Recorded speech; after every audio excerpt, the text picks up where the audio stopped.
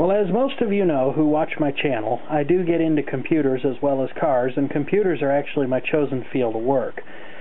I do some freelance consulting for people, and last night I was at somebody's house, and they said that their computer was running very badly at times, and my experiences with it seemed to bear that out.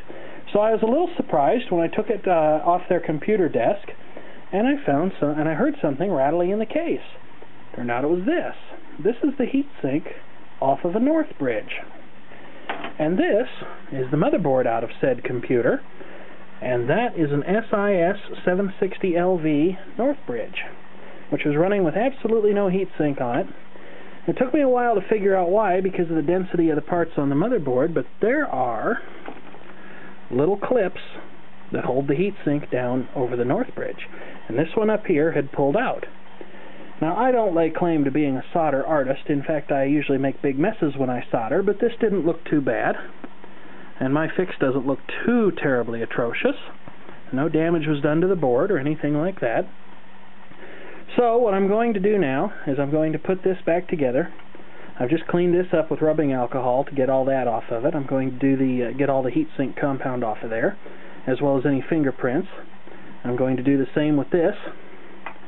And then I'll put some fresh new heatsink compound down, pop this board back into that computer, and we'll see if it actually works. The reason I'm making this video is because it's a very rare thing for anyone to do any kind of board level motherboard repair, even if it's just something simple like reattaching a missing clip. Alright, I've got a little bit of a blob of heatsink compound there, and when you're putting heatsink compound on something, the idea is, as you can see from the microprocessor there, the idea is to have a thin, even coating all over everything. Now, the way I usually get this done, and some people might say it's not the best way, but it always seems to work fine for me, is to put a little bit of a blob there in the middle and let the heatsink squish it out flat when I put it back on. And although it's hard to see, the heatsink compound is now squished out onto the IC.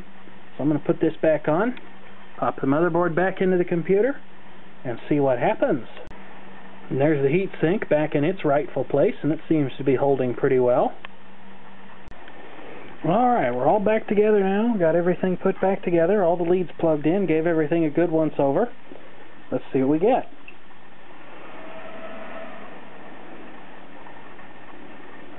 Ta-da! One happy, healthy motherboard once again. Don't know if it's going to boot from anything. I must have left something in the drive.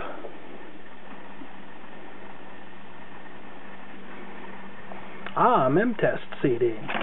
Now, it's a good thing to do. It's as good as anything. Just let it run through the memory test there. Then I'll throw it all the rest of the way back together. And it's another computer saved from an almost certain landfilling.